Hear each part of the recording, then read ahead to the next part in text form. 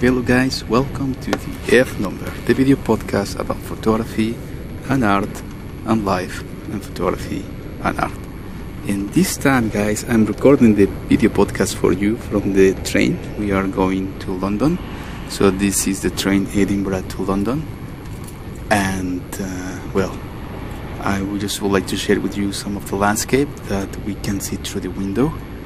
And sometimes it's pretty nice.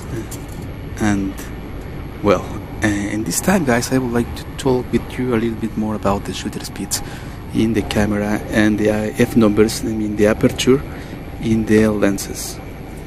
So there we go. So the shutter speeds in the camera basically will determine the amount of time that the camera will keep the shutter inside open for us. A second is a lot in photography guys, and some of the cameras goes from the second to 1,000 of a second to 1,000 of a second and so on. When we are talking about a fraction of a second, this is too fast. So basically we can use the shutter speeds to determine the kind of photography that we want to do. If we are thinking that we would like to catch like slow motion pictures, we will need guys to use slow speeds in the shooter, like 4 of a second, 8 or even a second, it depends, right? In the effect that would you like to catch. But if you want the opposite, and that means like you want to freeze the moment, like if some photography about the sports or a race or a match, a football match or whatever, we will need to use faster shutter speeds, like 1,000 of a second or 2,000 of a second and so on. So basically guys, that will terminate by the shutter speed. It's quite simple. As I say, there are not tricks in photography. There are nothing that too hard. I hope that you're enjoying the landscape guys. I particularly like a lot, and I just would like to share with you. At the same time, I think I would like to share with you something as well about me. I'm Mexican. I'm a Mexican photographer, and now I'm living in Edinburgh with my family. So this is what I like about to travel guys, that we can see a lot of new landscapes and way of living life, and that's pretty amazing, and that makes the photography more rich, more joyful as well. So guys, I will cut here the video and then I will continue, because I would like to share with you more of the landscape, right? So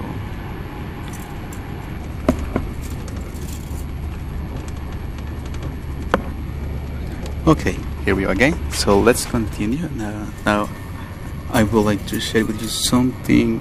This is quite fast guys, because as I said in the podcast, in my Patreon page, there are more information about what we are talking in this video podcast. This is like condensed information, right?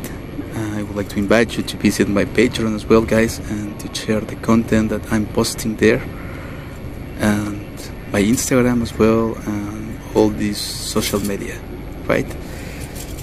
You will find all the links in the description of the video, so I hope you take a look on all these places. Well, now talking about the f numbers. The f numbers guys, they are in the iris on the lens. Those numbers determine the aperture in the lenses. So that's a train in front of us, quite amazing, and it's pretty fast. Okay, so the f numbers will determine the aperture in the lenses. If we are using a lens with 3.5 to 22 f22, that means that the maximum aperture in the lens is the 3.5 and the minimum aperture in the lens is 22. That means basically that this lens is not a very good lens, because the lens will need more time to can catch the light. So when you are thinking about to buy a lens, you need to take a good look in the f numbers, guys. If the lens start at 1.1, it's fantastic. For sure it will be a very expensive lens. But if you are... Gentlemen, service is now on the approach towards Carlisle Station. If you are leaving us at Carlisle this afternoon, please ensure that you do have with you all of your luggage and personal belongings, and please also take care stepping on the platform edge. Well, You do need to change here at Carlisle if you're heading towards Hexham and Newcastle. For Dumfries and Kilmarnock, yeah, as I say, guys, we are in the train, so this is real life. Okay, so if you are taking a look in the EF numbers in the lenses, check that they start in lower numbers like 1, 1.1 or 1.8 or 2. A lens starting f2 is a very good lens, and basically with its lenses you can do most kind of photography you want, because it will be able for you to take pictures even in low light conditions. So that's why these lenses are more expensive. I will cut here and then I will continue, guys.